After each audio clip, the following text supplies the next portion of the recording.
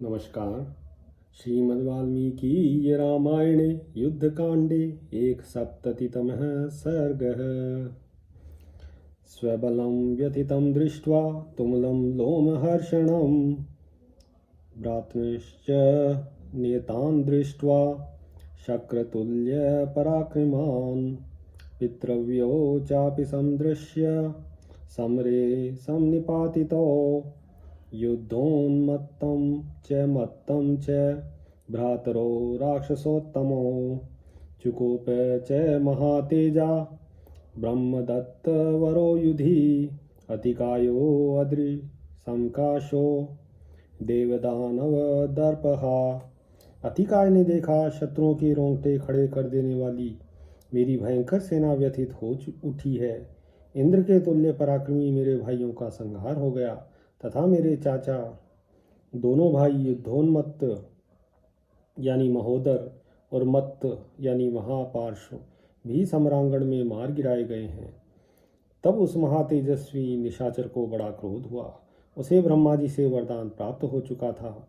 अतिकाय पर्वत के समान विशालकाय तथा देवता और दानवों के दर्प का दलन करने वाला था। स भास्कर सहस्रस्य संघातम इव भास्वरम रथमारूह्य शक्रारे अरभिदुद्राव वानरान। वह इंद्र का शत्रु था। उसने सहस्त्रों सूर्यों के समूह की भांति दैदीप्यमान तेजस्वी रथ पर आरूढ़ होकर वानरों पर धावा किया। स विस्वार्य तदा चापम किरीटी मुष्टकुंडलः नाम संश्रावयामास ननाद च महास्वनम। उसके मस्तक पर किरीट और कानों में शुद्ध सुवर्ण के बने हुए कुंडल झलमला रहे थे। उसने धनुष की टंकार करके अपना नाम सुनाया और बड़े जोर से गर्जना की। तेन सिंह प्रणादेन नाम विश्रावणेन च या शब्देन च भीमेन त्रासयामास वानरान।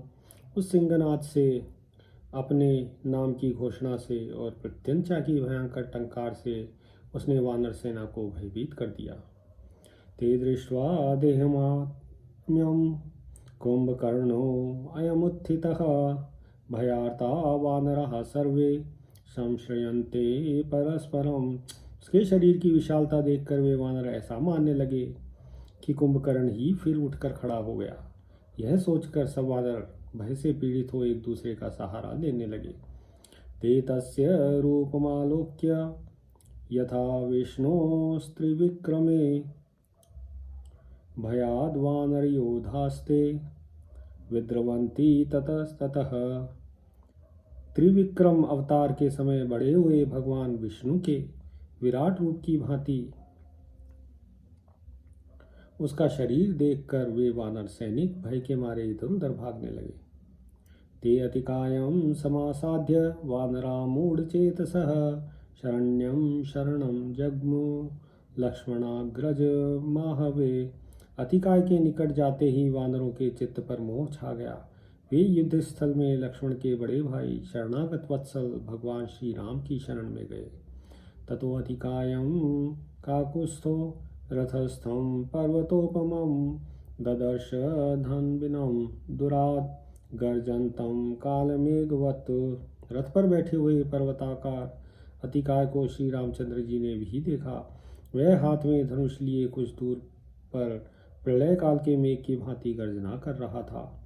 स तं दृष्ट्वा महाकायं राघवस्तु सुविस्मितः वानरान् सान्त्वयित्वा च विभीषणम् उवाच है। महाकाय निशाचर को देखकर श्री रामचंद्र जी को भी बड़ा विस्मय हुआ। उन्होंने वानरों को सांत्वना देकर विभीषण से पूछा, को असो पर्वत संकाशो धनुष्मान हरिलोचनः युक्ते है सहस्रेण विशाले स्यंदने स्थितः। विभीषण 1000 घोड़ों से जुते हुए विशाल रथ पर बैठा हुआ वह पर्वताकार निशाचर कौन है? उसके हाथ में धनुष है और आंखें सिंह के समान तेजस्वी दिखाई देती हैं।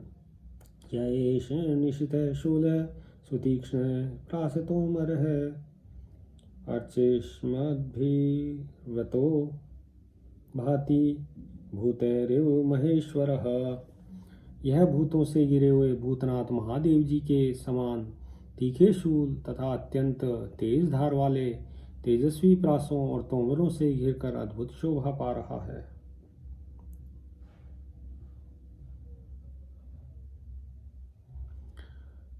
कालजिह्वा प्रकाशाभिर्य एषो अभिविराजते आवृतो रथ शक्तिभिः विद्युद्भिरिव तो यदः। इतना ही नहीं, काल की जिह्वा के समान प्रकाशित होने वाली रथ शक्तियों से घिरा हुआ यह वीर निशाचर विद्युन्मालाओं से आवृत मेघ के समान प्रकाशित हो रहा है। धनुषी चास्य सज्जानि हेम पृष्ठानि सर्वशः शोभयन्ति रथश्रेष्ठं शक्रचापम इवाम्बरम। जिसके पृष्ठभाग में सोने मढ़े हुए हैं, ऐसे अनेकानेक सुसज्जित धनुष उसके श्रेष्ठ रथ की ओर सब ओर से उसी तरह शोभा बढ़ा रहे हैं जैसे इंद्रधनुष आकाश को सुशोभित करता है। यश रक्ष शार्दूलो रणभूमिं विराजयन् अभ्येति रथिनां श्रेष्ठो रथेनादित्य वर्चसा। यह राक्षसों में सिंह के समान पराक्रमी और रथियों में श्रेष्ठ वीर अपने सूर्य तुल्य तेजस्वी रथ के द्वारा रणभूमि की शोभा बढ़ाता हुआ मेरे सामने आ रहा है। ध्वज श्रृंग प्रतिष्ठेन राहुणा भी विराजते सूर्यरश्मि प्रभैर्बाण दिशो दश विराजयन। इसके ध्वज के शिखर पर पाताल का में राहु का चिन्ह अंकित है, जिससे रथ की बड़ी शोभा हो रही है। यह सूर्य की किरणों के समान चमकीले बाणों से 10 दिशाओं को प्रकाशित कर रहा है। तृणतम मेघ निर्भ्रातम हेमपृष्ठम अलंकृतम शतक्रतु धनु प्रख्यम धनुश्चास्य विराजते। इसके धनुष का पृष्ठभाग सोने से मढ़ा हुआ तथा पुष्प आदि से अलंकृत है। वह आदि, मध्य और अंत तीनों स्थानों से झुका हुआ है। उसकी प्रत्यंचा से मेघों की गर्जना के समान टंकार ध्वनि प्रकट होती है। इस निशाचर का धनुष इंद्रधनुष के समान शोभा पाता है। स्वध्वज स पताकश्च सानुकर्षो महारथः चतुसादि समायुक्तो मेघस्तनीत निस्वनः। इसका विशाल रथ ध्वजा पताका अनुकर्ष यानी रथ के नीचे लगे हुए आधारभूत काष्ठ से युक्त 4 सारथियों से नियंत्रित और मेघ की गर्जना के समान घरघराहट पैदा करने वाला है। विंशतिर्दश चाष्टौ च तूणाश्च रथमास्थितः कार्मुकाणि च भीमानि ज्याश्च कांचन पिंगलः। के रथ पर 20 तरकस, 10 भयंकर धनुष और 8 सुनहरे एवं पिंगल वर्ण की प्रत्यंचाएं रखी हुई हैं। 2 च खड्गो च पार्श्वस्थौ प्रदीप्तो पार्श्वशोभितो चतुर्हस्त सरुचितो व्यक्तहस्त दशायतो। दोनों बगल में 2 चमकीली तलवारें शोभा पा रही हैं, जिनकी मूठ 4 हाथ की और लंबाई 10 हाथ की है। रक्तकंठ गुणोधीरो महापर्वत समनिभः काल कालम महावक्त्रो मेघस्थ इव भास्करः। गले में लाल रंग की माला धारण किए महान पर्वत के समान आकार वाला यह धीर वीर निशाचर सामने चला आ रहा है। इसका विशाल मुख बड़ा भयंकर है तथा यह मेघों की ओट में स्थित हुए सूर्य के समान प्रकाशित होता है। कांचनांगद नद्धाभ्याम भुजाभ्यामेश शोभते श्रृंगाभ्यामिव तुंगाभ्याम हिमवान पर्वतोत्तमः। इसकी बाहों में सोने के बाजूबंद बंधे हुए हैं। उन भुजाओं के द्वारा यह विशालकाय निशाचर 2 ऊंचे शिखरों से युक्त गिरिराज हिमालय के समान शोभा पाता है। कुंडलाभ्याम उभाभ्याम च भाति वक्त्रम सुभीषणम पुनर्वसवंतरगतम परिपूर्णो निशाकरः। इसका अत्यंत भीषण मुखमंडल दोनों कुंडलों से मंडित हो पुनर्वसु नामक 2 नक्षत्रों के बीच स्थित हुए परिपूर्ण चंद्रमा के समान सुशोभित हो रहा है। आचक्ष्व में महाबाहो त्वमेनं राक्षसोत्तमं यं दृष्ट्वा वानरः सर्वे भयार्ता विद्रुता दिशः। महाबाहो, तुम मुझे इस श्रेष्ठ राक्षस का परिचय दो, जिसे देखते ही सब वानर भयभीत हो संपूर्ण दिशाओं की ओर भाग चले हैं। स पृष्ठो राजपुत्रेण रामेणामित तेजसा आचचक्षे महातेजा राघवाय विभीषण। अमित तेजस्वी भगवान श्री राम के इस प्रकार पूछने पर महातेजस्वी विभीषण ने रघुनाथ जी से इस प्रकार कहा। दशग्रीवो महातेजा राजा वैश्रवणानुजः भीमकर्मा महात्मा ही रावणो राक्षसेश्वरः। तस्यासीद्वीर्यवान् पुत्रो रावण प्रतिमो बले वृद्धसेवी श्रुतिधरः सर्वास्त्र विदुषां वरः। भगवान जो कुबेर का छोटा भाई महातेजस्वी महाकाय भयानक कर्म करने वाला तथा राक्षसों का स्वामी दशमुख राजा रावण है, उसके एक बड़ा पराक्रमी पुत्र उत्पन्न हुआ जो बल में रावण के ही समान है।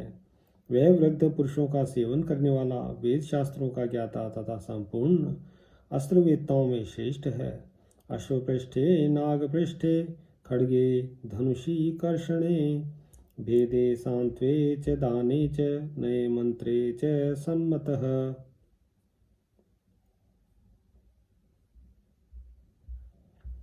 हाथी घोड़ों की सवारी करने, तलवार चलाने, धनुष पर बाणों का संधान करने, प्रत्यंचा खींचने, लक्ष्य भेदने, साम और दान का प्रयोग करने तथा न्याय युक्त बर्ताव एवं मंत्रणा देने में भी वह सबके द्वारा सम्मानित है।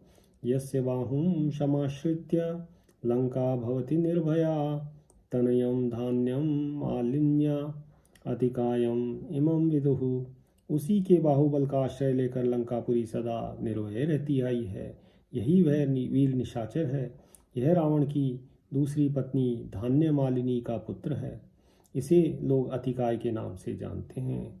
एतेनाराधितो ब्रह्मा तपसा भावितात्मना अस्त्राणि चाप्यवाप्तानि रिपवश्च पराजितः। तपस्या से विशुद्ध अंतःकरण वाले इस अतिकाय ने दीर्घ काल तक ब्रह्मा जी की आराधना की थी। इसने ब्रह्मा जी से अनेक दिव्यास्त्र प्राप्त किए हैं और उनके द्वारा बहुत से शत्रुओं को पराजित किया है। सुरासुरेर वध्यत्वं दत्तम अस्मै स्वयंभुवा एतच्च कवचम दिव्यम रथच्च रवि भास्वरः। ब्रह्मा जी ने इसे देवताओं और असुरों से न मारे जाने का वरदान दिया है।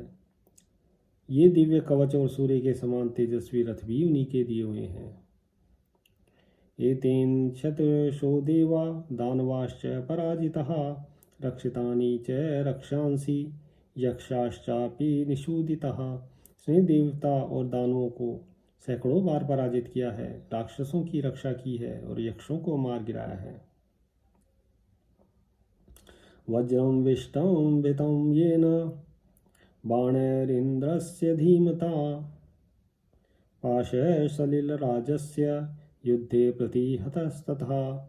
इस बुद्धिमान राक्षस ने अपने बाणों द्वारा इंद्र के वज्र को भी कुंठित कर दिया है तथा युद्ध में जल के स्वामी वरुण के पाश को भी सफल नहीं होने दिया है। एषो अतिकायो बलवान राक्षसानाम तर्षभः स रावण सुतो धीमान देवदानव दर्पः।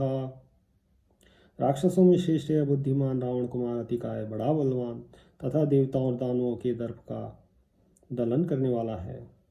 तदस्मिन् क्रियतां यत्नः क्षिप्रं पुरुष पुंगव पुरा वानर सैन्यानि क्षयं नयति सायकः। पुरुषोत्तम अपने सहायकों से यह सारी वानर सेना का संहार कर डाले, इसके पहले ही आप इस राक्षस को परास्त करने का शीघ्र प्रयत्न कीजिए। ततो अतिकायो बलवान प्रविश्य हरिवाहिनीं विस्फारयामास धनुर्ननाद च पुनः पुनः।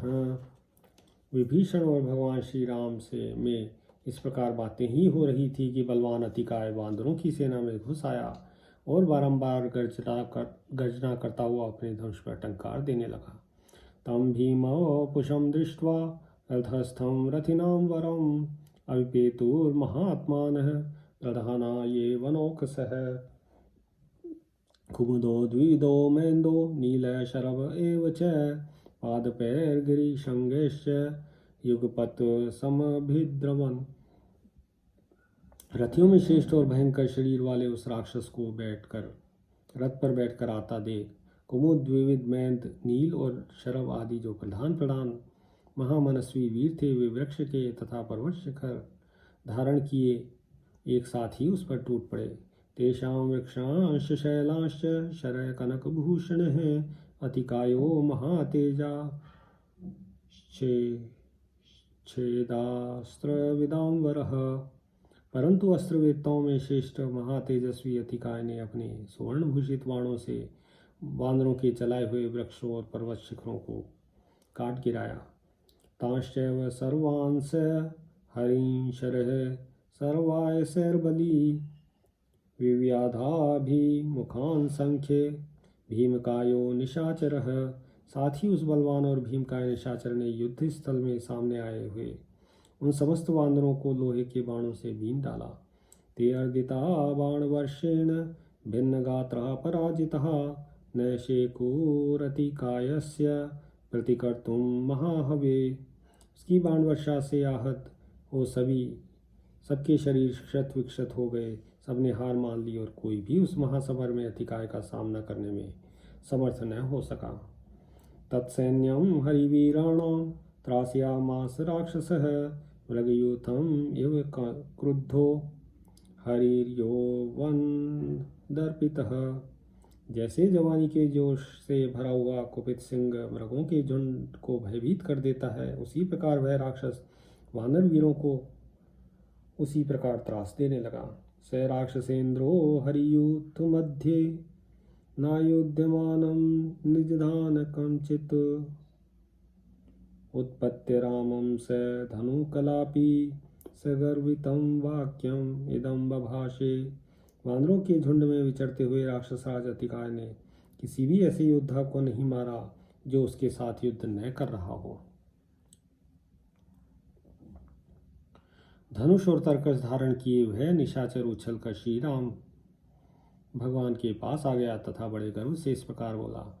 रथे स्थितो हम शरचाप पाणि न प्राकृतं कंचन योदयामि यस्यास्ति शक्ति व्यवसाय युक्तो ददातु मे शीघ्रं इहाध्य युद्धम। मैं धनुष और बाण लेकर रथ पर बैठा हूँ। किसी साधारण प्राणी से युद्ध करने का मेरा विचार नहीं है। जिसके अंदर शक्ति हो, साहस और उत्साह हो, वह शीघ्र यहाँ आकर मुझे युद्ध का अवसर दे। तत्तस्य वाक्यं विवतो निशम्य चुकोप सौमित्रिमित्रहन्ता अमृष्यमाणश्च समुत्पात जग्राह चापं च ततः स्मयित्वा। उसके ये अहंकारपूर्ण वचन सुनकर शत्रुहंता सुमित्रा कुमार लक्ष्मण को बड़ा क्रोध हुआ। उसकी बातों को सहन न कर सकने के कारण वे आगे बढ़ाए और किंचित मुस्कुराकर उन्होंने अपना धनुष उठाया। क्रुद्ध सौमित्री रुत्पत्य तूणादाक्षिप्य सायकं पुरस्तादति कायस्य विचकर्ष महद्धनुः। कुपित हुए लक्ष्मण उछल कर आगे आए और तरकस के बाण खींचकर अतिकाय के सामने अपने विशाल धनुष को खींचने लगे। पूर्यंस महीं सर्वाम आकाशम सागरम दिशः ज्या शब्दो लक्षणस्योग्रस्रासियन् रजनीचरान। लक्ष्मण के धनुष की प्रत्यंचा का वह शब्द बड़ा भयंकर था। वह सारी पृथ्वी, आकाश, समुद्र और संपूर्ण दिशाओं में गूंज उठा और निशाचरों को त्रास देने लगा।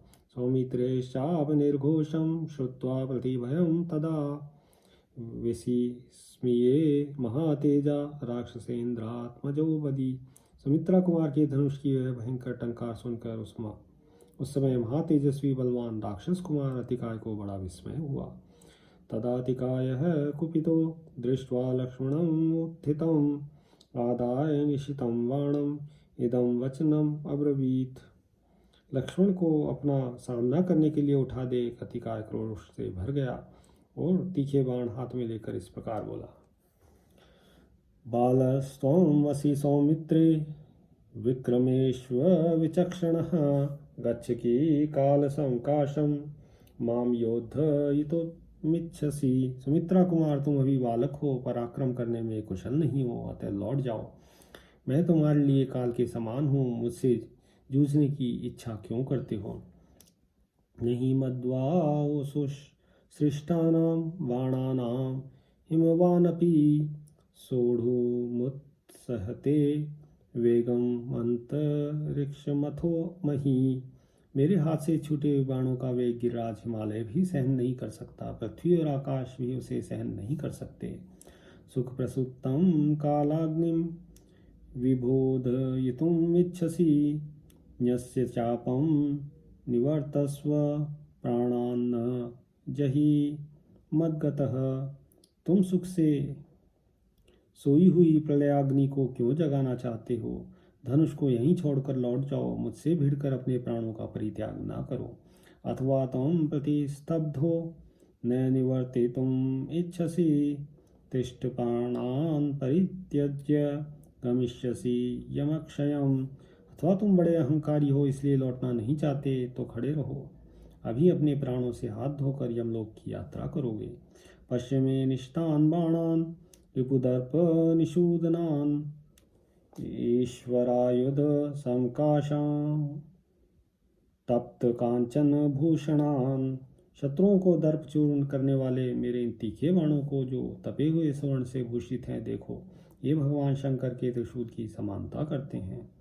एष ते सर्प समकाशो बाण पास्यति शोणितं, मृगराज इव क्रुद्धो नागराजस्य शोणितम्। इत्येव मुक्त्वा संक्रुद्ध शरं धनुषी संदधे। जैसे कुपित हुआ सिंह गजराज का खून पीता है, उसी प्रकार यह सर्प के समान भयंकर बाण तुम्हारे रक्त का पान करेंगे। ऐसा कहकर अतिकाय ने अत्यंत कुपित हो अपने धनुष पर बाण का संधान किया।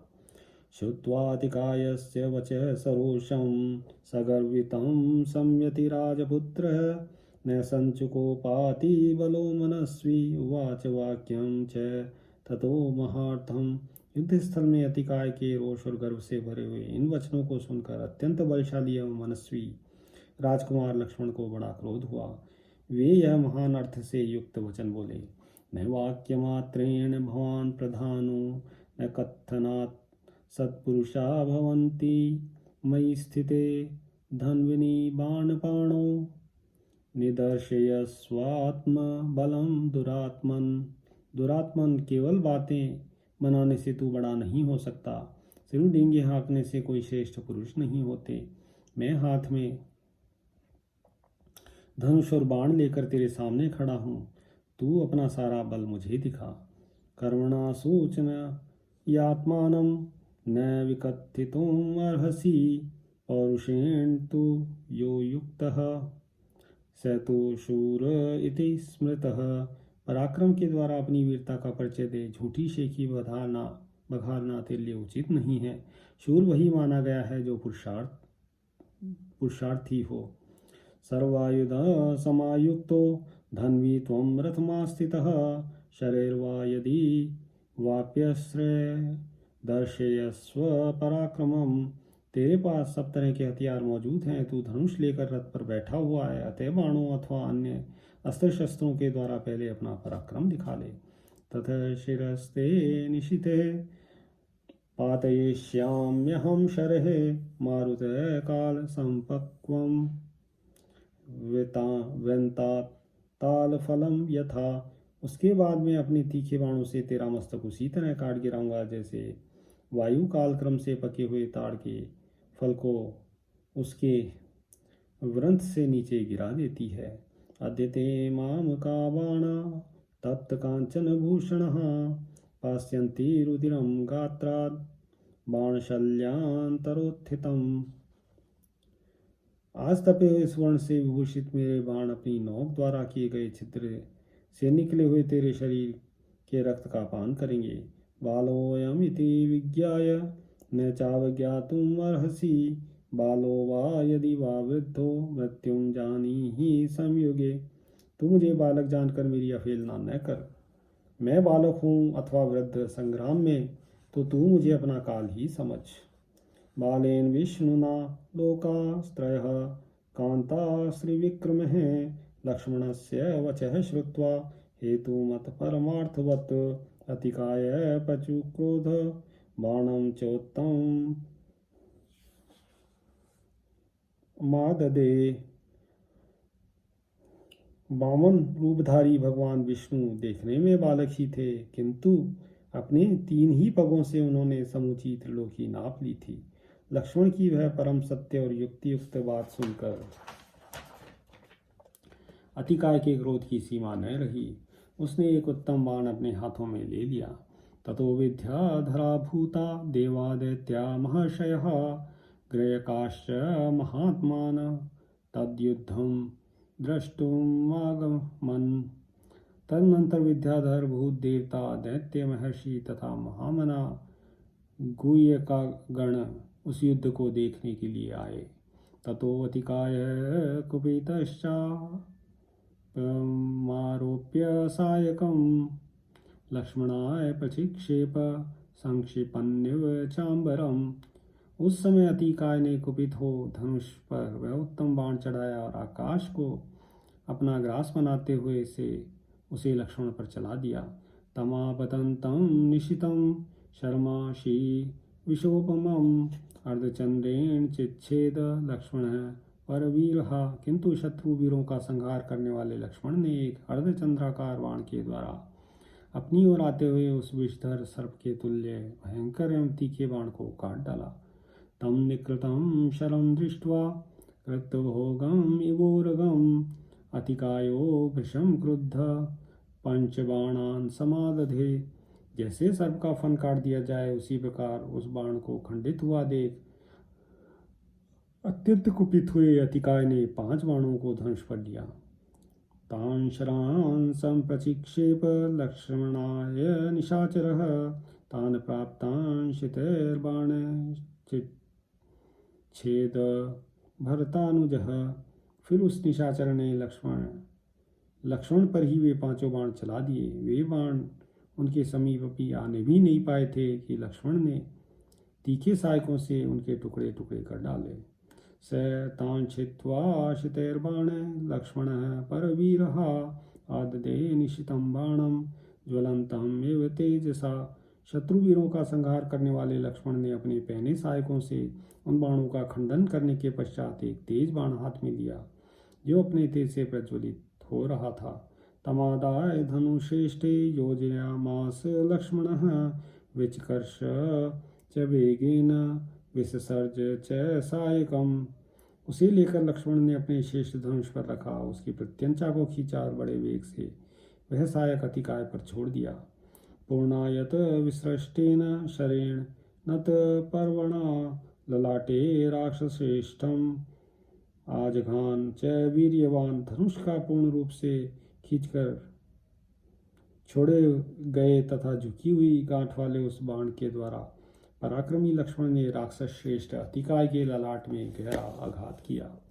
स ललाटे शरोमग्न तस्य भीमस्य रक्षसः ददृशे शोणिते नाक्तः पन्नगेंद्र इवाचले। वह बाण उस भयानक राक्षस के ललाट में धंस गया और रथ से भीगकर पर्वत से सटे हुए किसी नागराज के समान दिखाई देने लगा।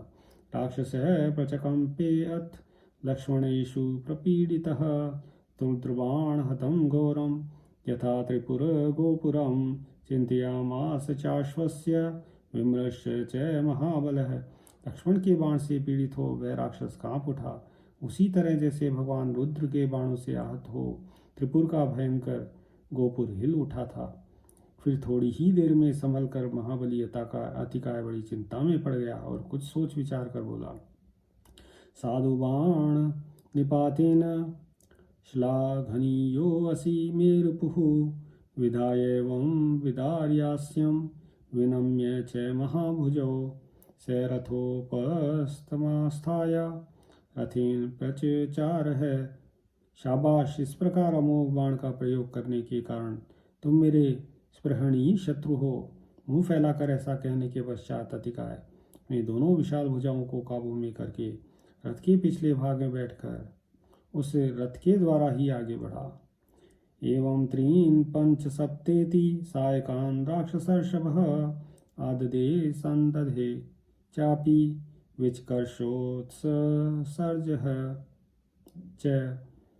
उस राक्षस शिरोमणि वीर ने क्रमशः 1, 3, 5 और 7 सहायकों को लेकर उन्हें धनुष पर चढ़ाया और खींचकर चला दिया। ते बाणा काल समकाशा राक्षसेन्द्र धनुच्युतः हेमपुंखा रवि प्रख्या कुर्दीप्तम इवांबरम। उस राक्षस राज के धनुष से छूटे हुए सुवर्ण भूषित सूर्य तुल्य तेजस्वी तथा काल के समान भयंकर बाणों ने आकाश को प्रकाश से पूर्ण सा कर दिया।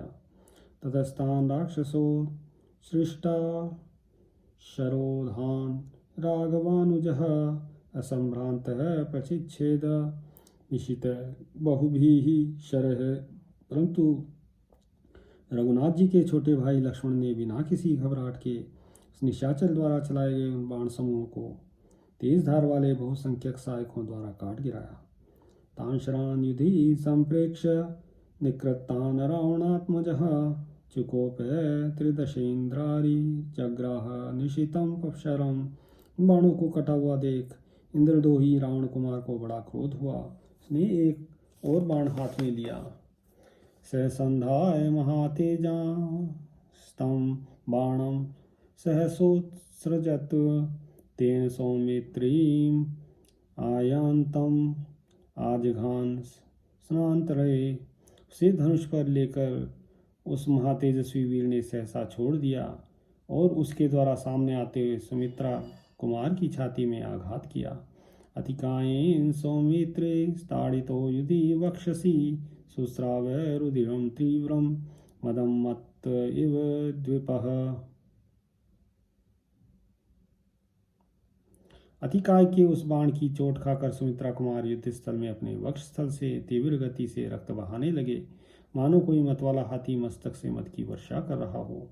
सहचकार तदात्मानं विशल्यम सहसा विभु जग्राह च शरम तीक्ष्णम अस्त्रेणापि समाददे। फिर सामर्थ्यशाली लक्ष्मण ने सहसा अपनी छाती से उस बाण को निकाल दिया और एक तीखा सहायक हाथ में लेकर उसे दिव्यास्त्र से संयोजित किया। आग्नेयेन तदास्त्रेण योजयामास सहायकम सहजज्वाल तदा बाणो धनुष्यस्य महात्मनः। उस समय अपने उस सहायक को उन्होंने आग्नेयास्त्र से अभिमंत्रित किया और अभिमंत्रित होते ही महात्मा लक्ष्मण के धनुष पर रखा हुआ वह बाण तत्काल प्रज्वलित हो उठा। अतिकायो अति तेजस्वी रोदमस्त्रम समाददे तेन बाणम भुजंगाभम हेमपुंखम अयोजयत। उस अत्यंत तेजस्वी अतिकाय ने भी एक सुवर्णमय पंख वाला विषधर सर्प के समान बाण हाथ में लिया और उसे धनुष पर रखा। तदस्त्रम ज्वलितम घोरम लक्ष्मणम शरमाहितम अतिकायाय चिक्षेप कालदंडम इवांतकः। इतने ही में लक्ष्मण ने दिव्यास्त्र की शक्ति से संपन्न उस प्रज्वलित एवं भयंकर बाण को अतिकाय के ऊपर चलाया, मानो यमराज ने अपना कालदंड प्रयोग किया हो। आग्नेयास्त्राभिसंयुक्तं दृष्ट्वा बाणं निशाचरः उत्ससर्ज तदा बाणं रौद्रं सूर्यास्त्र योजितम्। आग्नेयास्त्र से अभिमंत्रित हुए उस बाण को अपनी ओर आते देख निशाचर अतिकाय ने तत्काल ही अपने भयंकर बाण को सूर्यास्त्र से अभिमंत्रित करके चलाया। ताओ भावंबरे बाणा वन्योन्यम अभिजग्नतुः तेजसा संप्रदीप्ताग्रो क्रुद्धा विभुजंगमो तावन्योन्यम विनिर्दय्य पेततु पृथ्वीतले। उन दोनों सहायकों के अग्रभाग तेज से प्रज्वलित हो रहे थे। आकाश में पहुंचकर वे दोनों कुपित हुए सर्पों की भांति आपस में टकरा गए और एक दूसरे को दग्ध करके पृथ्वी पर गिर पड़े। निरर्चिषो भस्मकृतो न भ्राजते शरोत्तमो तावो दीप्यमानो स्म न भ्राजेते महीतले। वे दोनों ही बाण उत्तम कोटि के थे और अपनी दीप्ति से प्रकाशित हो रहे थे, तथापि एक दूसरे के तेज से भस्म होकर अपना अपना तेज खो बैठे, इसलिए भूतल पर निष्प्रभ होने के कारण उनकी शोभा नहीं हो रही थी। ततो अतिकायः संक्रुद्ध स्वाष्ट्रम ऐशिकम उत्सृजत ततश्चिच्छेद सौमित्री अस्त्रमेन्द्रेण वीर्यवान। तदनंतर अतिकाय ने अत्यंत कुपित हो त्वष्टा देवता के मंत्र से अभिमंत्रित करके सींग का बाण छोड़ा, परंतु पराक्रमी लक्ष्मण ने उस अस्त्र को इंद्रास्त्र से काट दिया। ऐशिकं निहतं दृष्ट्वा कुमारो रावणात्मजः यामेनास्त्रेण संक्रुद्धो योजयामास सायकं ततस्तदस्त्र चिक्षेप लक्ष्मणाय निशाचरः वायव्येन तदस्त्रेण निजघान स लक्ष्मणः। सींग के बाण को नष्ट हुआ देख रावण पुत्र कुमार अतिकाय के क्रोध की सीमा न रही।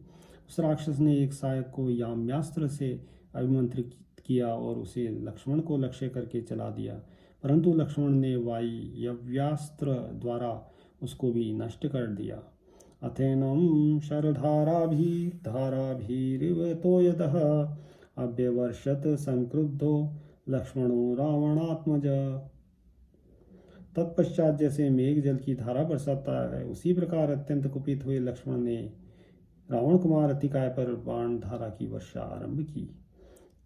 ते अतिकायं समासाद्य कवचे वज्रभूषिते भग्नाग्रशल्यः सहसा वेतुर्बाणा महीतले। अतिकाय ने एक दिव्य कवच बांध रखा था जिसमें हीरे जड़े हुए थे। लक्ष्मण के बाण अतिकाय तक पहुंचकर उसके कवच से टकराते और नोक टूट जाने के कारण सहसा पृथ्वी पर गिर पड़ते थे।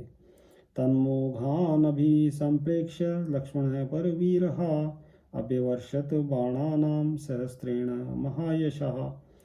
उन बाणों को असफल हुआ देख शत्रुवीरों का संहार करने वाले महायशस्वी लक्ष्मण ने पुनः सहस्त्रों बाणों की वर्षा की।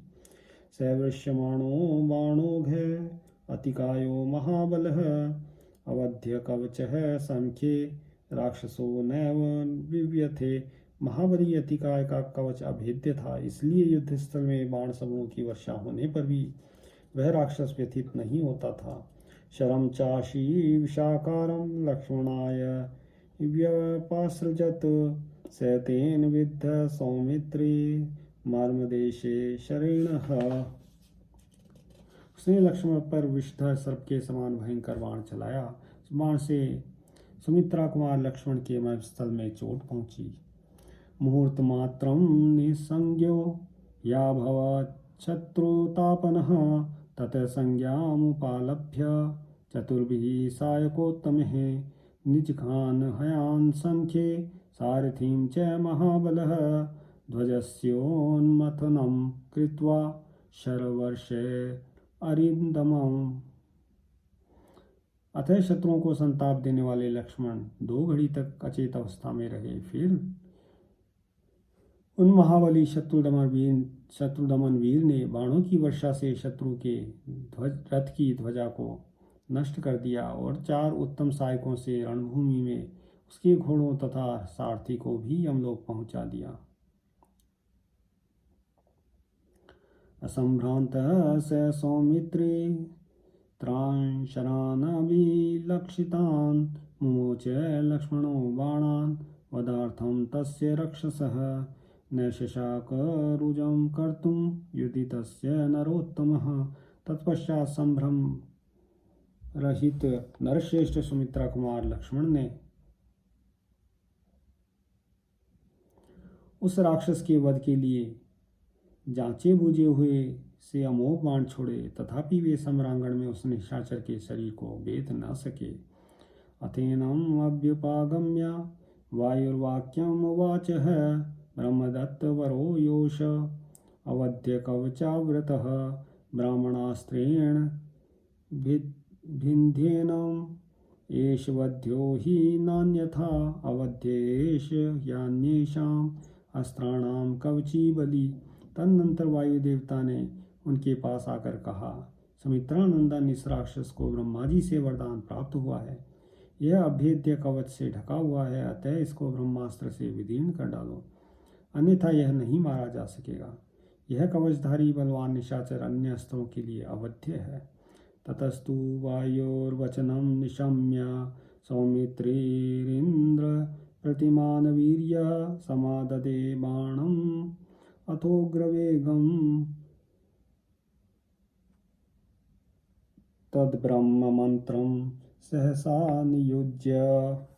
लक्ष्मण इंद्र के समान पराक्रमी थे। उन्होंने वायु देवता का उपयुक्त वचन सुनकर एक भयंकर वेग वाले बाण को सहसा ब्रह्मास्त्र से अभिमंत्रित करके धनुष पर रखा।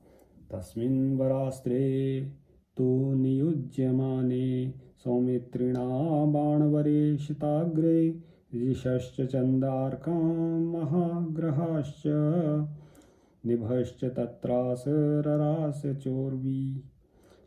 सुमित्रा कुमार लक्ष्मण के द्वारा तेज धार वाले उस श्रेष्ठ बाण में ब्रह्मास्त्र की संयोजना की जाने पर संपूर्ण दिशाएं, चंद्रमा और सूर्य आदि बड़े बड़े ग्रह तथा अंतरिक्ष लोक के प्राणी थर्रा उठे और भूमंडल में महान कोलाहल मच गया।